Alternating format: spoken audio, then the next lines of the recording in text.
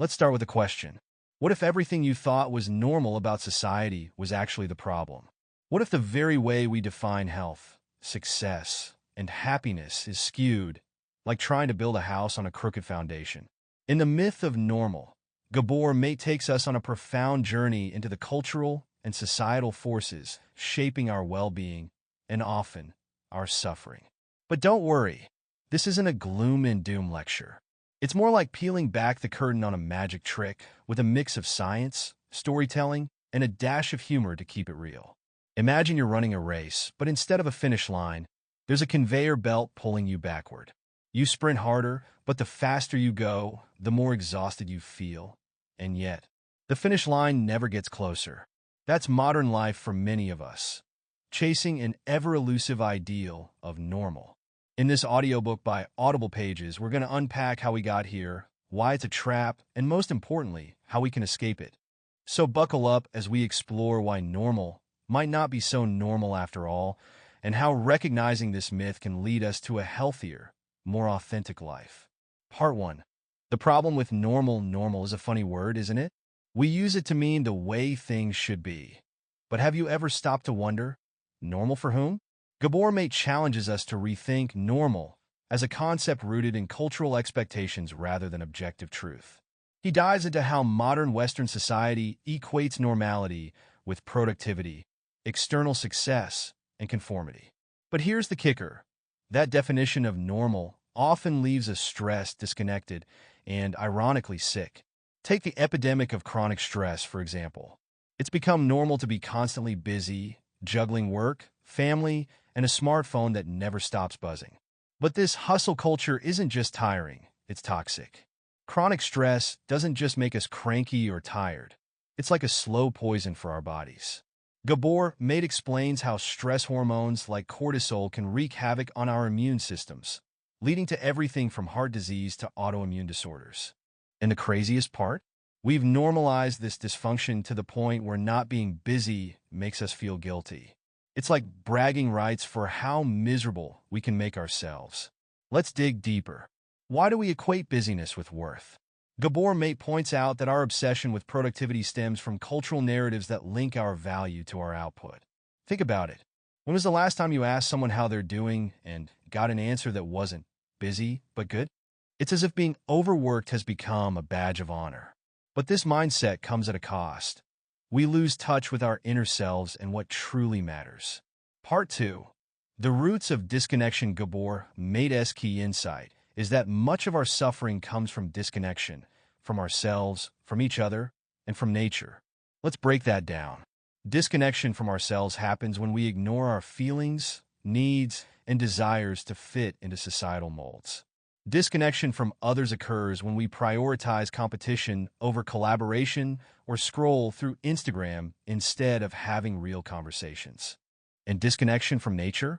Well, that's obvious every time we pave over a forest to build another strip mall. Gabor Maté tells powerful stories of patients who struggled with chronic illnesses, only to discover that their physical symptoms were deeply tied to emotional wounds. One unforgettable story involves a woman who developed breast cancer and realized through therapy that she'd spent decades suppressing her anger to keep the peace. Her body, it turned out, wasn't at peace at all. Trauma is another central theme. Gabor Maté explains how trauma, even when it's buried deep in our subconscious, can manifest as illness. Trauma, he says, isn't just what happens to you. It's what happens inside you as a result. It's not just the big, obvious events like abuse or loss. It's the subtle ways we're taught to ignore our feelings or prioritize others' needs over our own. And then there's collective trauma. Gabor Maté draws parallels between individual suffering and societal issues like systemic racism, poverty, and environmental destruction. These aren't just abstract problems. They're stressors that impact our health on a cellular level.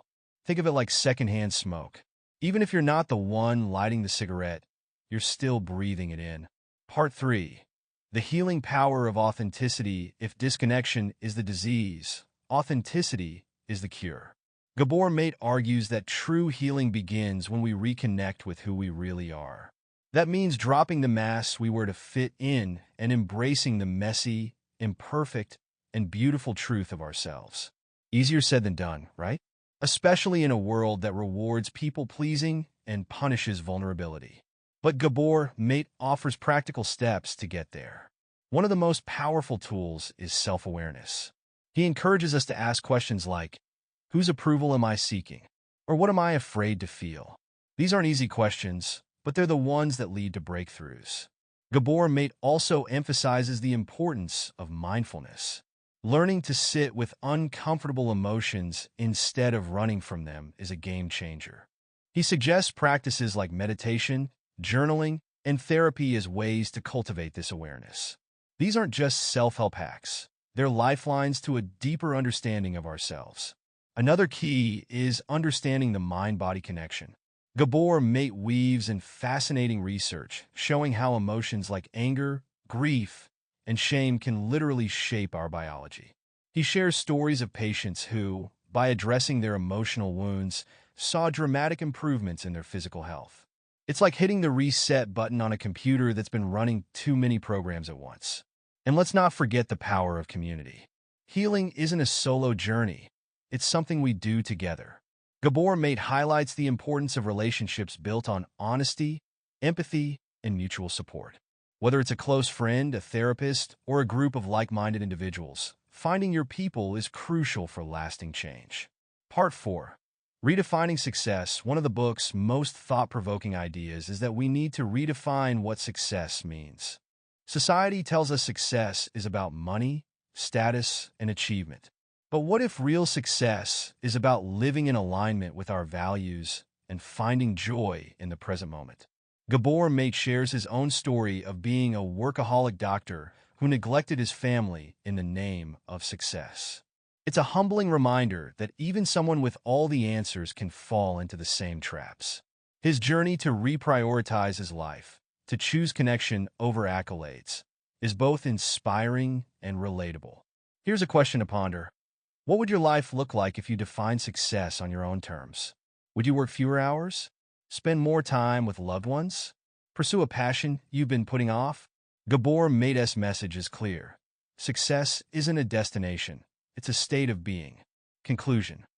Breaking the myth. So, where does this leave us? If normal isn't working, it's up to us to create a new normal. That means questioning the cultural norms that keep us stressed, sick, and disconnected. It means valuing authenticity over approval, relationships over rivalries, and health over hustle. As you finish this audiobook, take a moment to reflect on your own life. What myths are you still holding on to? What's one small step you could take today to reconnect with yourself or someone you care about? Remember, change doesn't have to be monumental to be meaningful. Gabor Maté's message is clear. The myth of normal is just that, a myth. And once we see it for what it is, we can begin the journey to something far more extraordinary. Thank you for joining me on this exploration. Now, go forth and start creating your own definition of normal. Who knows? You might just inspire others to do the same.